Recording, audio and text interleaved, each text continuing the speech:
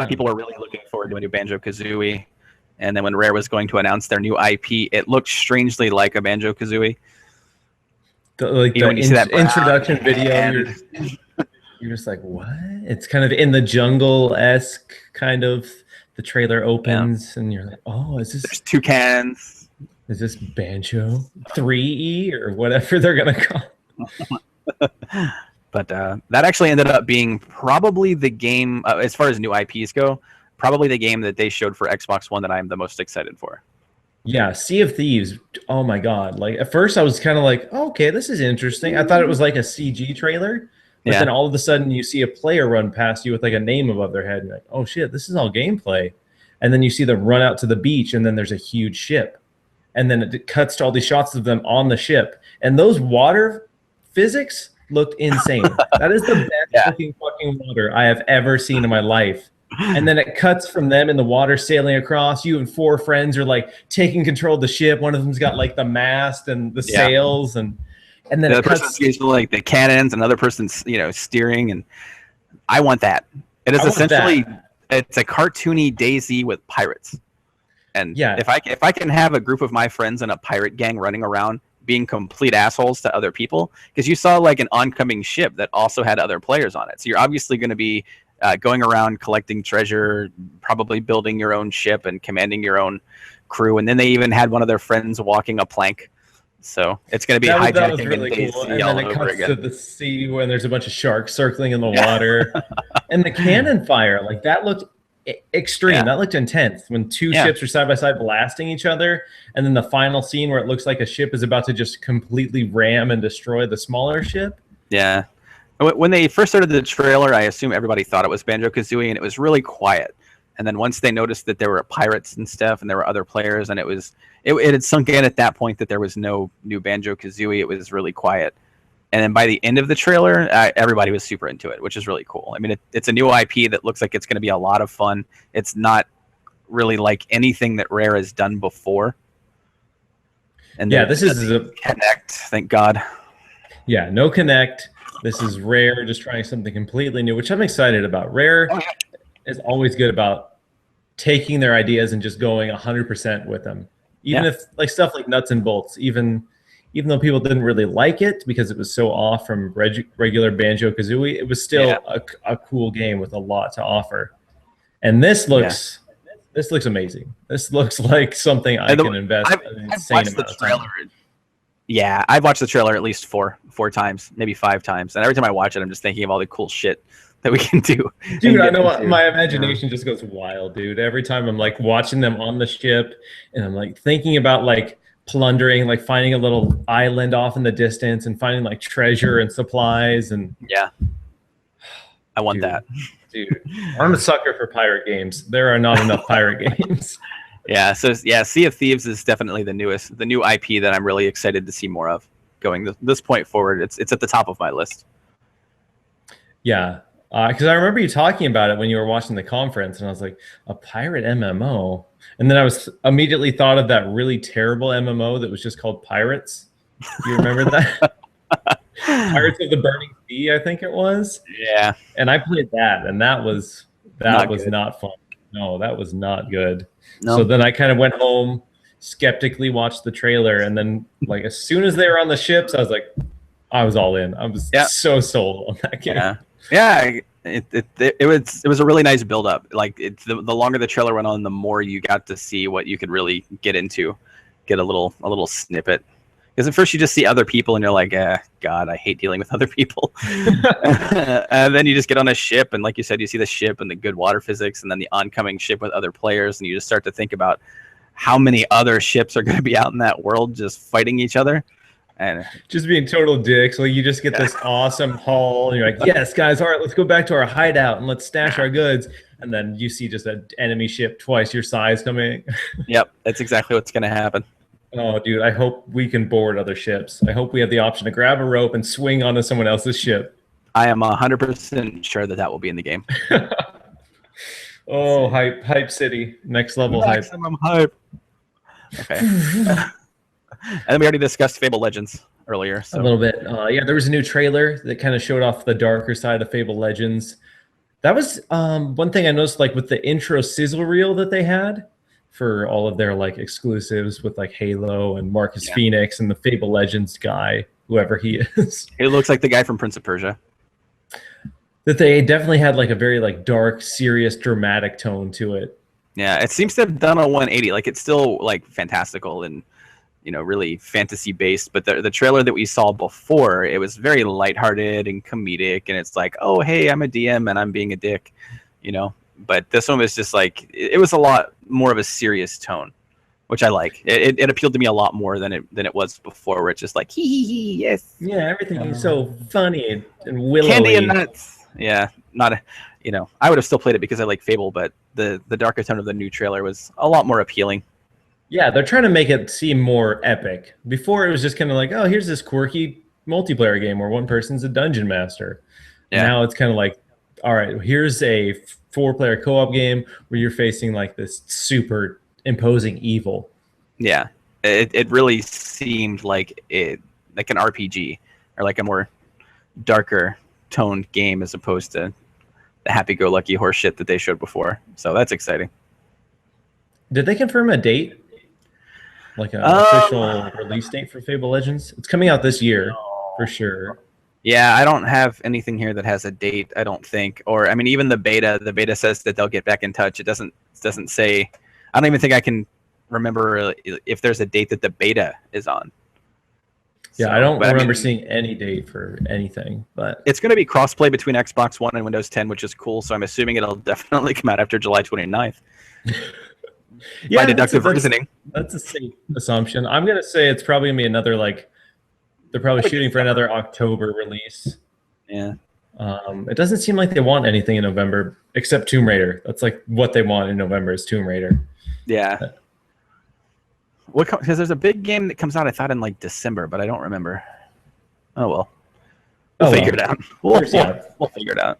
And then the next thing was actually another one of those just mind-blowing, crazy wizard magic things with the HoloLens demonstration. My God, dude, the crowd exploded. I didn't hear the crowd get louder than that the rest of E3. The crowd went insane for a demo of Minecraft of all things. The crowd just fucking exploded. Years old game, and then they basically took the HoloLens and they hooked it up to a camera so that way they could show the crowd what the person wearing the HoloLens was actually seeing, and then they see him project onto the wall, and you're playing Minecraft and he's playing co-op Minecraft with someone that's using a Surface, and whether or not that's going to be something that we'll see where you can cross-play via Xbox One, Windows 10, the Surface tablets and whatnot, we don't know. But then they project it onto the table and it just rises up and creates itself, and it's just this big 3D version of Minecraft. But the thing that I thought that sucked is that if that is how you play, you will not be able to play it yourself. You're really only getting to do that and getting the advantage for your friends that are playing to kind of point out and highlight certain key areas like he did in the demo. He never really got to play. All he really got to do was move it around and point things out and strike things with lightning. Exactly. I think it's just going to be like another way to experience it, like if you're playing with friends. Because like you said, he could pull up the world, lift the soil, and be like, okay, there's diamonds here, and he would mark it on the map, and then this big beacon of light would shine on the screen, and all the other people in the world could go into the beacon and dig down and find it. And you keep in mind that the area that he lit up and the areas that he was kind of navigating to, I believe it goes by eye sensor, so wherever you're looking is where it puts those things, which is insane to think about. I was reading some like kind of reactions from people who tried it. Like one of the guys at IGN, they had this Halo experience for the HoloLens there. Yeah. Where you basically walk into a room and like there's a Spartan soldier there kind of walking around you. And yeah, it's got like weird things that measure the distance between your eyes, and it's like a super advanced setup to make sure like the spacing of your eyes is precise, and like the way it somehow can measure your vision. Yeah. Like, if there's a difference in vision between your two eyes to make sure that the experience is as tight as it possibly can be. So yeah, it sounds like crazy science fiction, but yeah, it was definitely the most surprising of any of the VR or augmented reality that they have shown. I think there's really 3 issues with it. One, it's probably going to be expensive, so I will never, ever, ever use one in my life. It's cool to look at, but I will never be able to afford one. It turns any game into a single player experience, because unless you have friends that also have the HoloLens and they're at your house, I don't really know how you're going to enjoy that with other people. Like kind of like they did with Minecraft, I guess. One person gets to experience this amazing 3D into your house version of Minecraft, and the other chick's got to play on a Surface. So yeah, so I can see it's something you will kind of play by yourself, home alone. Yeah, I want to see like haunted house simulators for it. I remember somebody was talking about for like the Oculus, they're doing like a paranormal activity game that basically like turns your house into like a haunted house, and like stuff starts happening around you. Yeah. So I mean stuff like that I'd be excited for, but I would love to. Yeah. It'd be hard to incorporate this into like a standard game. Yeah. Like a full game. Well, because with I don't know if you ever were you ever into the Fatal Frame games? Yeah. Did you play Spirit Camera on the 3DS? I didn't. No, well, I heard it was okay. You just use the camera on the 3DS around your house, but it shows spirits in there that you interact with, like Fatal Frame wise. But like if they had something like that for HoloLens, where I'm walking around my house and it's projecting like ghosts and things going through the walls, I would probably shit myself. Dude, yeah, just sitting here in your room, and then like all of a sudden you just like hear something, and then you look behind you, and there's like a face. Yeah, I would be terrified of my house at that point. But one of the main flaws that I've read so far from IGN and Polygon and whatever is that the view space is very small. And some are even saying that the view space this year is smaller than it was when they got to check it out last year. But like I don't know how far out the holograms will actually reach, or not necessarily that, but the actual view space in the HoloLens, like when you look through it and that actually projects the holograms. They said it was equivalent to the size of holding a deck of cards an arm's length away. And that's about how big the space is with the holograms, which seems weird to think about. So I mean, you're kind of looking ahead and you're seeing a space like that big that has a hologram in your house. It's not necessarily all here. It's just okay. So I mean, it's still new, and it's still. I mean, obviously they've made leaps with the technology so far. Yeah, I mean, I want to wear it. I want to put one on and see it for myself. I won't believe the witchcraft until I actually have it on my head and I can see a hologram. Yeah. I mean, the good thing, though, is that they didn't just show off the HoloLens. They really are giving players a lot of options. Like with the PC, they partnered with Valve VR to use the Vive headset. And then they have a partnership with Oculus Rift. If you buy an Oculus Rift, it comes with an Xbox One controller. And you can use Windows 10 to stream any of your Xbox One games from your console to the Oculus Rift, which is huge. Yeah, I thought that significantly boosts the library of the Oculus Rift on day one. So that was pretty crazy, because I remember Microsoft was kind of talking to Oculus initially when VR was kind of first blowing up about getting it on the Xbox One, and then Oculus Rift said they didn't want it on a console, basically. Yeah.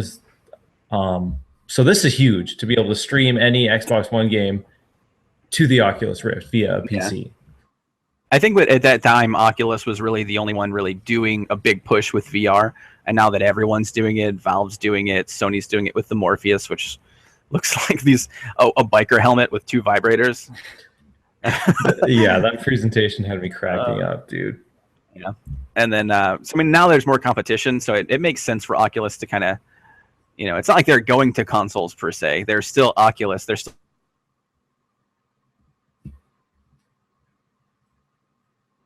very much, but it's something I'm into. I'll never be able to afford it. It's too expensive. Yeah, I hope the price is decent. I hope it's not like $500. $200 to $300 is okay, but yeah. If they can get the tech working at $200, that's going to be like the golden amount for them. I don't know if right now they can do it, but the expensive portion of VR is really what's going to hold it back. I think it's going to cater to a very small amount of people. People care about it. A large amount of people care about it, but whether or not all those people can shell out $400, $500, $700 for a VR set that's already going to have a limited library or is still new tech, that remains to be seen. Exactly, because you have to buy with PC. You have to have a solid PC to be able to run the game and the VR. Console stuff, you're gonna need to buy the console, obviously, as well as the headset. So you're looking at like $600 best case scenario for something like that. Yeah, it's going to be pretty pricey. So, like anything, when DVD players came out or Blu-ray players came out, the prices were massive, and then once they learn to mass produce it, it goes down. They include it in consoles and stuff. So who knows? Maybe by the next console generation, it'll include some sort of VR support 6 years down the line. Yeah, I mean, if it really takes off and people really go for it, I'm sure we'll see a lot more of it going. It'll become a standard part of our experience. Yeah.